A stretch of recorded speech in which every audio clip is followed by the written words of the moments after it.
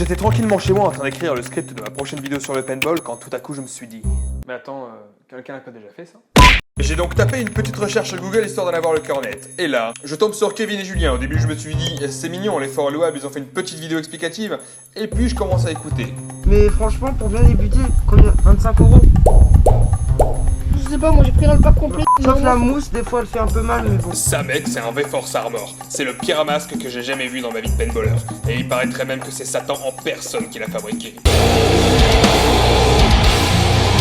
Ça fait un effet plastique. Bah ouais, bah c'est du plastique hein. Voilà. Du coup, voilà. Je pense qu'on va s'arrêter là. Et ensuite, je vois le nombre de vues de la vidéo.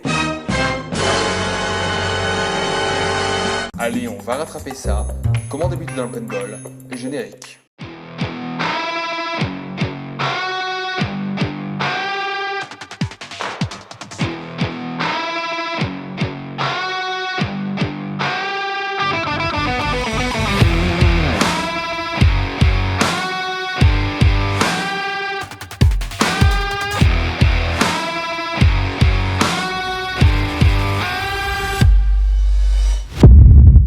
Le paintball est un jeu collectif, il vous faudra donc des amis pour pouvoir y jouer, à moins d'être un putain de ninja de Konoha.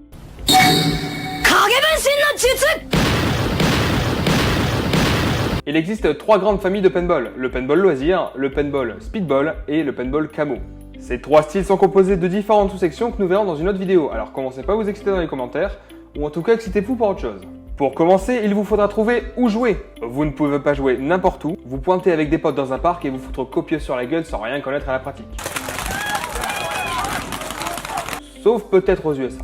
Vous risquez de blesser un ami, un passant, voire même d'avoir quelques déboires avec la justice. Il existe de nombreux terrains de paintball professionnels et associatifs qui vous permettent de jouer au paintball dans de bonnes conditions. Le fonctionnement est quasiment toujours le même. Si vous n'êtes pas adhérent ou équipé, vous payez un forfait entre 25 et 40 € pour un équipement basique qui comprend entre 200 et 300 munitions avec ou sans limite de temps. Pour les trouver, c'est très simple. Internet. Google référence la plupart des terrains professionnels et même quelques associations. Vous pourrez aussi faire votre recherche sur Facebook. Le plus simple reste de taper paintball et la ville ou le département de votre choix. Par exemple, si vous êtes en vacances à Leucate, vous tapez paintball Leucate et vous tomberez sur mon site internet avec mon terrain de paintball. Ceci dit, n'allez pas n'importe où. Regardez les avis sur Google, Facebook et TripAdvisor et renseignez-vous auprès des pratiquants que vous connaissez pour savoir où vous mettez les pieds, histoire de savoir si le terrain est légal, aux normes et s'il dispose d'une assurance. Et aussi pour savoir si le matériel est de bonne qualité.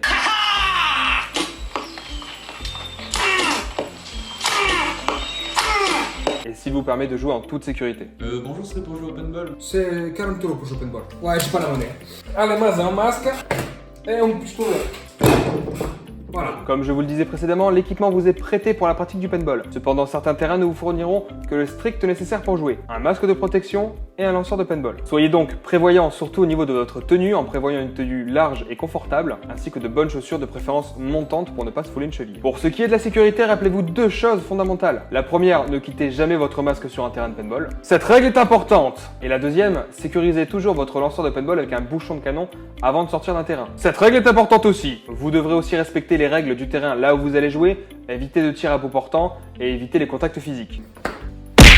Comment ça, faute? J'ai pas tiré, j'ai mon masque et j'ai même gardé mon bouchon, putain. Maintenant, voici quelques petits conseils pour votre première partie. Respectez d'abord le règlement du terrain où vous allez jouer. Vous allez avoir un lanceur de paintball qui tire des billes à plus de 200 km/h.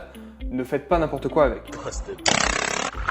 Si vous avez dans votre entourage quelqu'un qui pratique déjà le paintball, allez faire votre première partie avec lui. Il vous donnera plein de petites astuces et vous aidera pendant votre session de paintball. Ou alors vous défoncera la gueule copieusement. N'utilisez pas le mot arme pour désigner un lanceur de paintball. Vous pouvez l'appeler réplique comme en airsoft s'il est très réaliste, ou lanceur s'il a un look plus speedball. Bien que certaines soient très réalistes, les lanceurs de paintball ne sont pas considérés comme des armes. Et rappelez-vous surtout que l'objectif de votre journée est de vous amuser. Et surtout, ne tirez pas sur quelqu'un hors d'une partie.